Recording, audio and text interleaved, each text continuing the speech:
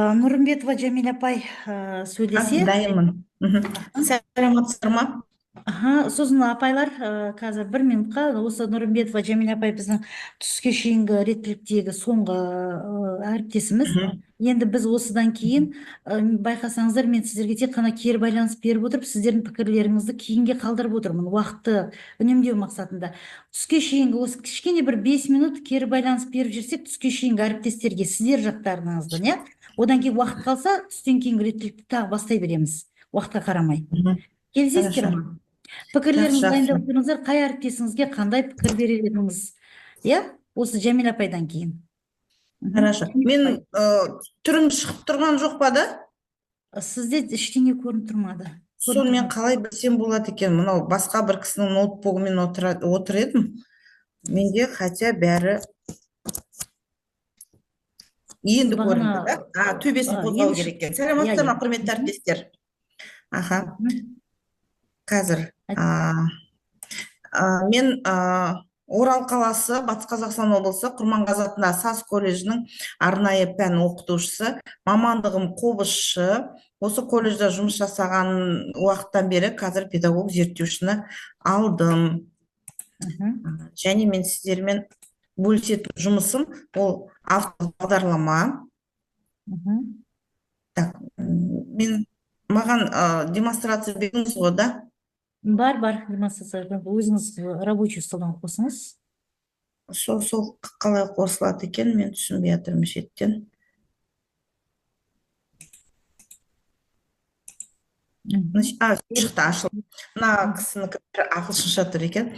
Енді мына жерде мен электронды оқулық жазбас бұрын бұрындан бері авторлық бағдарлама жазбас бұрын алдынан электрондық оқулық жазумен айналсам, өзім бұрыннан қызығушылығым осы электрондық оқулық жазумен қазіргі заманның талабына байланысты осы авторлық бағдарлама жазу болғасын, авторлық бағдарламаны жаза отырып өзімнің электрондық оқулықтарымды соған пайдаландым. Мен енді слайд дайындаған жоқпын, баяндама жазып қойдым, бірақ осы бағдарламаны көрсету арқылы мен сіздерге шолып өтсем болды. Бұл авторлық бағдарлама мен өзім САС колледжінде сабақ беретін болғасын, сол САС колледжінің тек қана бірінші курстарына арнадым. Қобыз аспабында ойнау қабілеттерін меңгеру деп аталады. Неге бұл ғана бірінші курстарға арналған? Өйткені сіздер бәріңіз жаңа мектептің мұғалімдерісіздер ғой, мынау не ашылмай жатыр. Сіздер бәріңіз мектептің мұғалімдерісіздер. Мынадан ашылмаса, қазір мен несін PDF-тан шыға қойын.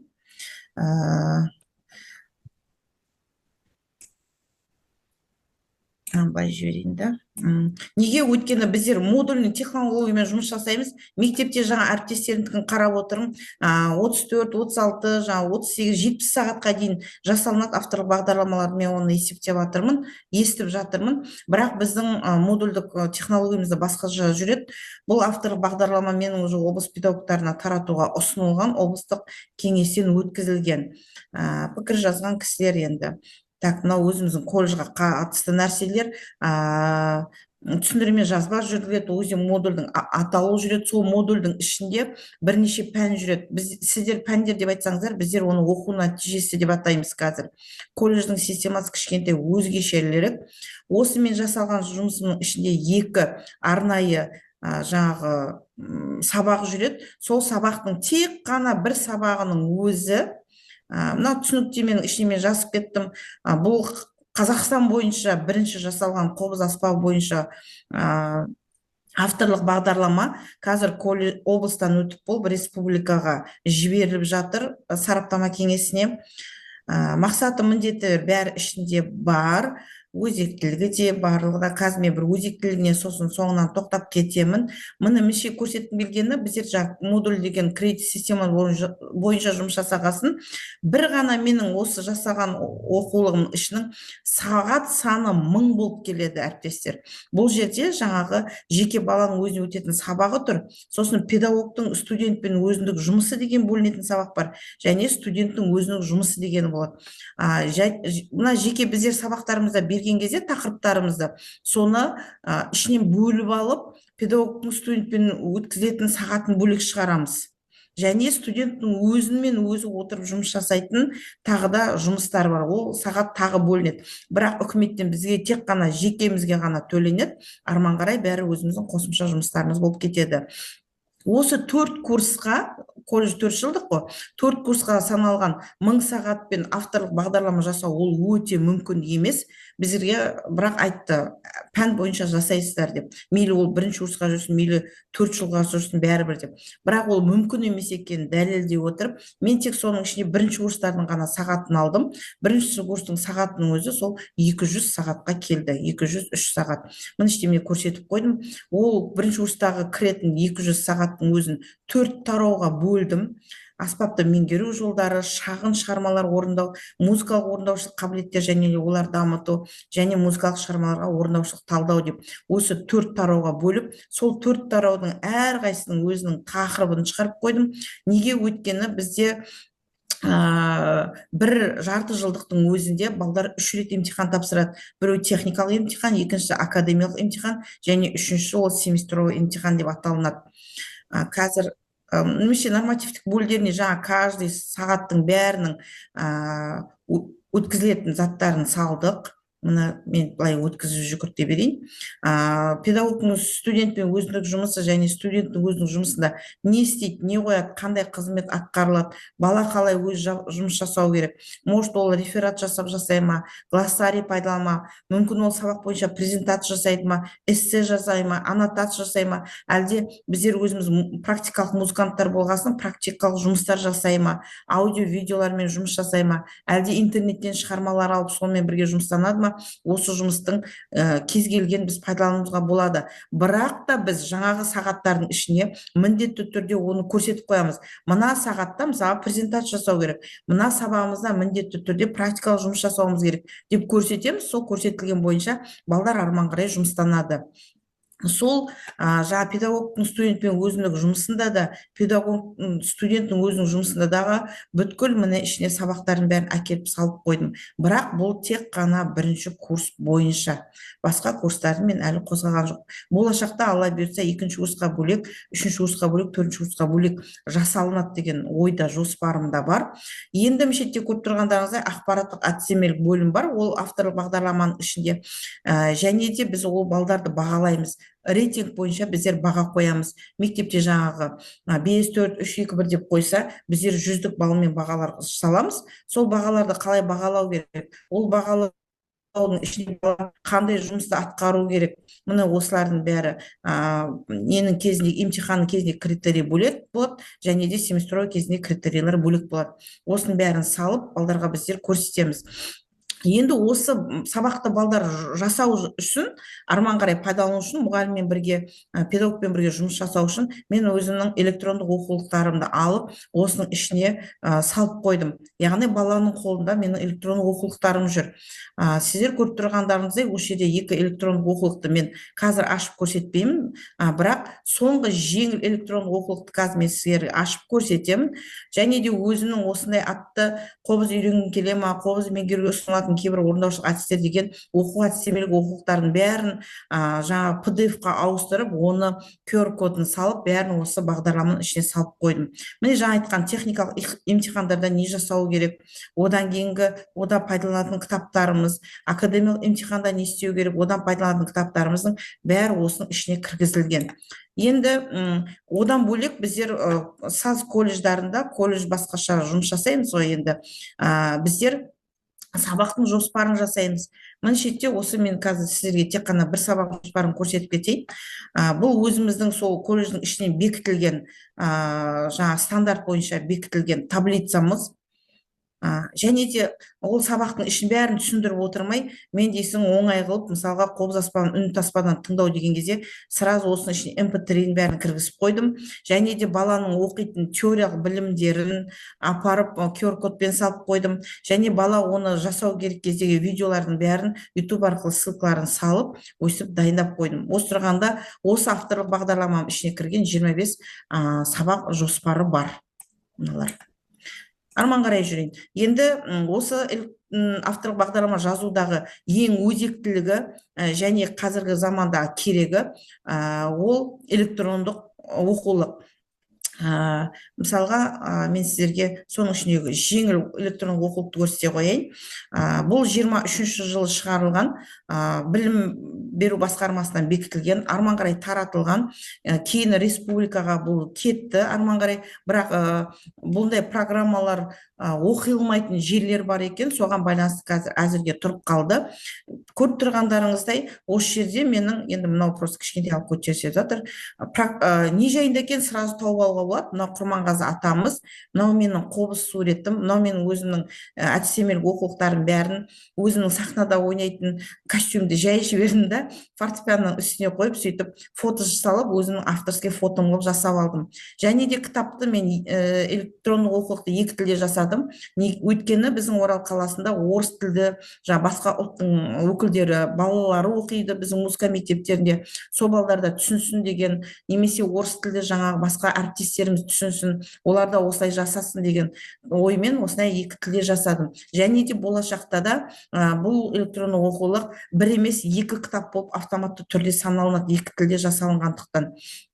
Ішінде бекілгендері, кім жазғандары бәрі бар. Енді осының ішіне мен сіздерге просто кішкентай ғана шолу жасап көрсеткім келіп тұр. Мысалға мазмұны өте жақсы да, біздер апарып осыны бере қоямыз, олар өзі қарап тексере береді, кез келген жерде, кез келген неде, форматта мысалға. Сосын тағы бір жақсысы, балдар өздеріне бұны ноутбуктарына салып алады да, сол мен отырып, менің записімен арман қарай өзінің керек жерлеріне дайындала береді. Жаңа сөз дегеніміз осы болып тұр. Мысалы кіріспе дегеніміз не? Кіріспеге мағлұмат салып қойдым. Бұл күй болғаннан кейін, Құрманғазы атамыздың күйлері болғасын, күй өнері дегеніміз не? Оны апарып салып қойдық. Құрманғазы Сағырбаевтың өмірбаянын апарып салып, мынау ішіне жүре береді, мен просто әріптестер жүргізіп отырған жоқпын, просто уақытына байланысты. Енді осы Құрманғазы атамыздың күйлерінің бәрі қобыз аспабымен тығыз байланысты болғасын, қобыздың шығу тарихын апарып салдым ішіне. Одан кейін оны менің аспабым прима қобыз, бізде қобыз 5 топқа бөлінеміз ғой, соны мен прима қобызшымын, міне прима қобыздардың бүткіл заттарын ішіне апарып салдым.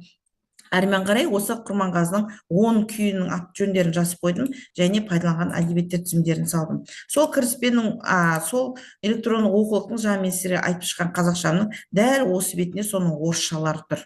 Әріптестер, енді күйлердің шығу тарихын салдым, әрбір күйдің шығу тарихы бар. Бізде сабақта күйлердің, шығармалардың шығу тарихын айтып отырамыз ғой, солардың нотасы бар. Осы жерде көріп тұрғандарыңыздай 10 нотының жекесі болады. Менің қобызымда өзімде ойнайтын. Неге? Өйткені бала үйінде нотасын қалдырып қойса, біз ноутбукты ашып жібереміз де өстіп ноталарымызды көрсете қоямыз. Және клавир деген сөзіміз ол сүйемелдеуші.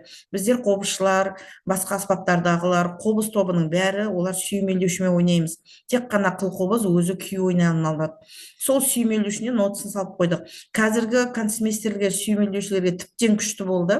Электрондық оқулықты ашып қояды да, өз ішінен керек ноталарды ашады да, сөйтіп ойнай береді. Бұрын өздері ноталарды тасып, сумкілермен ана класстан мына классқа тасып жүретін тұғын. Қазір бәрінде оқулықтың ішінен ашып ойнай беретін болды. Енді арман қарай ноталарына кейін, осы ноталардың енді видеолары, бұл менің өзімнің авторский жұмысым болғаннан кейін, міндетті түрде ол видеоларды мен өзім жазуым керек. Біздің саз колледжінің сол залында дыбыс шығып жатыр ма, әріптестер? Шығып жатыр.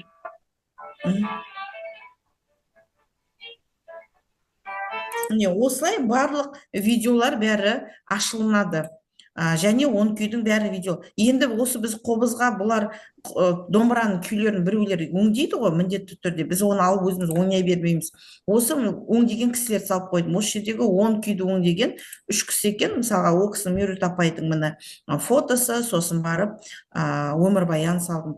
Бұл Меруерт апай дейсің, Алматыдағы ұлттық консерваториямыздың үлкен профессор апайы болды. Жақында ғана өмірден озды апайымыз. Ноябрьдің аяғына қарай 80 жасқа келіп толып, сөйтіп барып өмірден озды. Біз осы кісілердің шәкірттеріміз біз. Міне одан кейін осы арнайы осы оқулыққа жасалған презентациясы бар. Презентациясында ашамыз. Неге? Өйткені кез келген жерде сіз электронды оқулығыңызды көрсеттіңіз дегенде, осы презентация арқылы өздері қарай беретін болады. Авторы жайында мағлұмат бар. Өмірбаяндарым салып, мысалға. және жаңағы сүйемелдеуші канцмейстер, мысалы мен орысша жағынан ашып көрсете қояйын сіздерге, әйтпесе бәрін тек қазақша көрсетіп жатырған шығармын.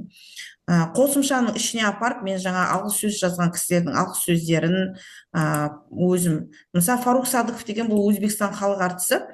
Неге мен бұл Өзбекстан халық әртісін алдым? Өйткені кітабымен екі тілде болғаннан кейін тек қана қазақ ұлттарының ғана профессорлары бере бермей, басқа ұлттарда да болсын деген оймен салдым. Және Шолпан Шынар Сәрсенғалиева бұл Ақтөбедегі педагог зерттеушінің, мен өз зерттеуші болғасын зерттеушіден алуыма тура келді. Міне осылай дәл осының қазақша жағынан орысша жағында салып, барлық нәрселердің мысалға міне барлық орысша не керек па. Және бұл оқулықтың бір ең жақсы тиімділігі, мешітте печать деген жерден печать басып, мұғалім оқушы өзіне керек мынаның ішіндегі бүкіл данныйды алынады. Және жаңа видео көрсеттім ғой сіздерге, сол видео деген жерге барса, мысалға мешітте открыть деген болады, міне сохранить отмен деген болады.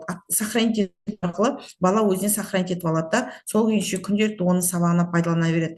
Міне менің авторлық оқулығымның, авторлық бағдарламамның ең өткен жері, тиімді жері осы менің электрондық оқулықтарым арқылы кеше Абланодан өткізілген кезде бірден республикаға таратуға, жіберуге, Румстан өткізуге жіберген тұсының себебі осында болды. Өзектілігі де кітаптың осында болды. Жақсы, Жәмилә апай. Өте тамаша бағдарламаңыз, кең көлемде. Сіз өз бұны колледждерге арнап жасағансыз, бірақ сонда да біздің білім беретін, жалпы орта білім беретін мектептерінде де музыка пәнінің мұғалімдері пайдаланса болатын құнды дүние екен. Әрине. Жақсы, Жәмилә апай, рахмет. Өте керемет, еңбегіңіз көрініп тұр. Жан-жақты талқылағасыз, жан-жақты қамтығасыз дегендей. Еңбегіңіз елене берсін. Әрине, бүкіл республикалық сараптамалық комиссиядан өтіп, сіздің еңбегіңізді біздің сөрелерден мектептің электрондық құжаттарын қатарынан табыла берсін. Рахмет сізге. Аумин, айтқаныңыз келсін. Жарайды. Ал енді, құрметті әріптестер, бүгін керемет конференция өтті. Оның кереметтілігі сіздердің ізденімпаздықтарыңыздың арқаларында керемет. Сіздердің бар істеген тәжірибелеріңізді, практикаларыңызды ортаға салу мақсатындағы әрекеттеріңіздің арқасында керемет өтіліп жатыр. Бұл арқылы біз нені байқаймыз? Әрбір педагогтың білім сапасы, оқушыға білім берудегі сапаны қамтамасыз ету мақсатындағы әрекеттерін байқауға болады. Сондай-ақ өз ісінің маманы ретінде, жанашы ретінде жұмыс істеп жатқандығын байқауға болады. Өте тамаша. Әрбіріңіздің тағы да айтып кетем, құнды пікіріңіз, алатын идеялар бар, және идеяларыңыздың идея тудырып жатқан жағдайлар бар. Ендеше жаңа айттым ғой, сіздерге кері байланыс алаңшасын ұйымдастырайық. Бір-бірлеріңізге жаңағы 2 жұлдыз 1 тілек дейміз. Жақсы тұстарын дәріптей білейік. Ұсыныстарыңыз болса, бұл әріптесіңізге пайдалы болар мүмкін. Кәнекей кері байланыс алаңшасына шықсақ, немесе рефлексия жасауларыңызға болады. Кәнекей, не айтасыздар? Бізде видео трансляция жүріп жатыр қазір, ютубта көрінетін болады. Гүлмира Жасұзақызы айтуға бола ма? Енді қазақ тілі пәні, әдебиет пәні мұғалімдердің арасында отырып, керемет тілі дамыған, бізге кішкене ыңғайсыз болды. Мен өз презентациямды тез айтып, сонымен сіз өте сондай бір керемет бізге спикер болдыңыз. Өйткені әр пәннің өзінің өзектілігін, әр фишкасын, әр изюминкасын көріп, соны айтып отырғаныңыз сондай бір енді көрініп тұр, өте сондай профессионал. Рахмет. Сізге мына қазіргі заманда осы мына өзекті мәселені сіз соны сызып отырып, әрқайсымызға айтып отырғаныңыз бізге дегенін ол бір қорапшамызға салынып отырған, мысалы қазақ тілі әдебиеті пәнінің мұғалімнің өздеріне айтатын, мысалы психологиялық жағынан да бір өзімде идея туындап отыр. Сондықтан да сіз айттыңыз ғой, идеядан туындап отыр деп, тағы да осындай бір идеяларға итермелеп отырған ол біріншіден сіз көп рахмет. Әріптестер, сіздерге көп рахмет, өте керемет айтылым болды, өте керемет сіздердің презентацияларыңыз, соның бәрі қазір келіп жатыр, керегін алып өзімізге болашақта ең бастысы қазақ елін көтеретін біздің кішкентайларымыз, біздің қазір болашағымыз, соларға біз қазір беріп отырмыз білім, тәрбие, жан жақтан біз жақсы боламыз десек, осы болашағымызды біз көтереміз. Ұстаздар, мұғалімдер бұл жерде отырған, сондықтан да көп рахмет сіздерге, еңбектеріңіз үшін көп рахмет. Рахмет, керемет кері байланыс әріптестерге және өзіме де өте бір тамаша. Гүлмира ханым, өте керемет ұйымдастыру қабілетіңіз жоғары деңгейде екен сіздің. Мен де осы конференцияда отырғаныма өте қуаныштымын. Сіздің мына ұйымдастырушылық қабілетіңіз өте жоғары деңгейде екен. Қарапайымдылығыңыз, мәдениеттілігіңіз өте сондай керемет аурада отырмыз шын. Бір-бірімізге көптеген құнды бағдарламалар, мен мысалы құнды нелер алдымшы өзімнің қоржыныма. Сіздің мына ұйымдастырушылық қабілетіңізге тәнті болып отырмын, Сізге өте зор денсаулық тілеймін. Еңбегіңіз жана берсін. Енді менің ұсынысым бар еді. Осындай конференциялы жаңағы жасанды интеллект тақырыбында ұйымдастырсаңыздар, соны біз қай жерден білеміз, кейін соны қалай қатысақ, сондай хабарландыру ретінде бізге де сондай мәлімет берсеңіз деген ұсынысым бар еді. Рахмет, әріптестерге де рахмет. Барлықтарыңызға денсаулық тілеймін, отбасыларыңызға амандық. Өте қуаныштымын осы конференцияға қатысқаныма. Рахмет, апайлар, әріптестер. Сіздер кері байланысты қазіргі оқылған баяндамаларға байланысты берсеңіздер, әрине бір-бірімізді мақтаған жақсы ғой. Бірақ жаңағы оқылған, көтерілген мәселелер тақырыбында ұсыныстар болса, байқамай кеткен жерлеріміздегі жаңағы апай айтқандай кішкене түйінді тұстары болса, соны ашып кетсек, керемет кері байланыс алаңшасы болар еді. Баяндамалар бойынша, көтерілген мәселелер бойынша. Бұл жерде барлық баяндамада үлкен мәселелер көтеріліп тұр. Оның шешу жолдары ұсынылып тұр. Өте тамаша, маңызды конференция. Оның маңыздылығын тағы да ескертіп айтамын, сіздердің ізденістеріңіз арттырып отыр. Сәлеметсіздер ме, құрметті әріптестер. Мен жаңағы Доспанова Айгүл Шахмарданқызы, менің жаңа қорғаған жобам Шоқан Уәлихановтың ғылыми мұрасы. Енді мен соны ары қарай мен тағы да дамытқым келеді. Жасанды интеллект арқылы ғылымының дамуын, дамуының бағыты бойынша болашақтың өзінің осындай керемет өзгерістері бойынша мен соны әрі де дамытқым келеді. Әлі де жұмыс жасаймын, әлі де ізденемін. Басқа да әріптестеріме үлкен рахмет. Гүлмира Жасұзаққызы, сізге үлкен рахмет. Жалпы осындай конференция көп болса екен дейміз.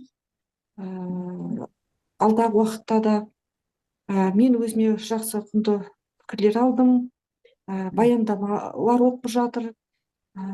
Мәтінмен жұмыс қалай жасалу керек екенін көрсетіліп жатыр. Үлкен рахмет. Өзіме құнды пікір алдым. Барлықтарыңызға рахмет. Айгүл ханым әріптесіміз әрі өзіне рефлексия жасады және кері байланысты беріп үлгерді.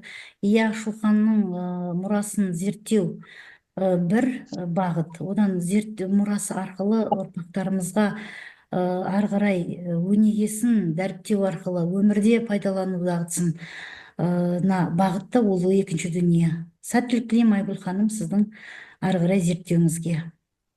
Рахмет.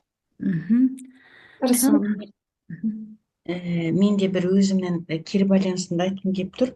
Гүлмира Жасұзаққызы, сізге өте көп рахмет. Және әріптестер айтып жатыр ғой, тыңғылықты барлық баяндаманы аяғына дейін тыңдап, кері байланыс беріп отырсыз. Өте көп рахмет сізге. Еңбегіңізге шығармашылық табыс тілеймін. Енді мен мына жерде әріптесімнен біраз мәлімет алғым келеді, әрі қарай жалғастырғым келеді подкаст туралы өзге ұлт өкілдеріне және Салтанат Калишинаның подкаст туралы жаңа сіз айтып кеттіңіз, алдымыздағы бір-екі кісінің алдында сөйледі.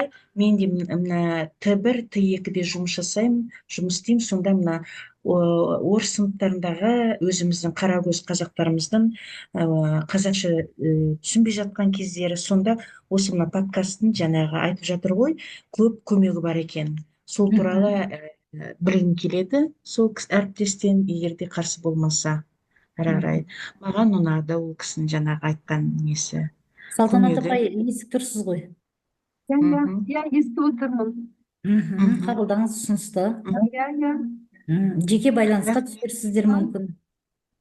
Рахмет сіздерге. Осындай жиі болып тұрса, конференциялар көп, тыңғылықты, көп құнды бүгін мәліметтер алдық, ақпараттар алдық, көптеген нәрсе біліп жатырмыз.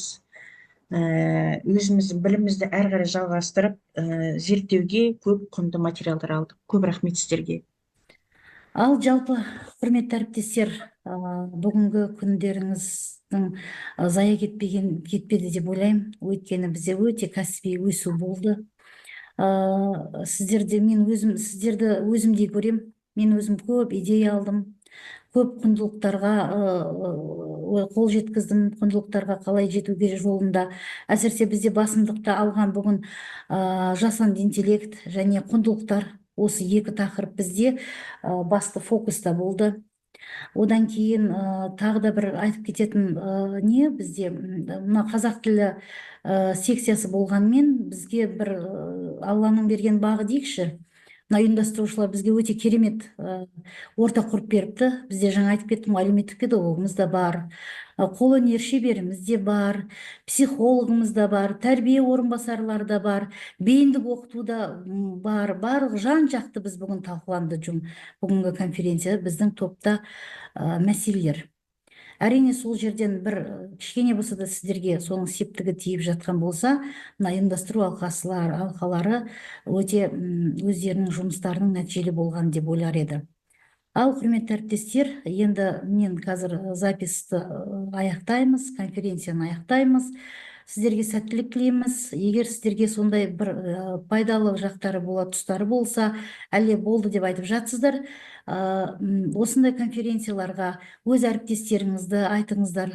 Ол біріншіден өздеріңіз сияқты құнды мәліметтер алады, екіншіден өздерінің тәжірибелерін тарқатады республика көлемінде. Сондықтан да сіздер осы конференцияның үгіт насихатшысы болады деп ойлаймын. Тамаша, сіздердің ізденімпаздықтарыңызға және балаша болашағы үшін алаңдаушылықтарыңызға өте риза болып отырмын. Көріскенше күн жақсы.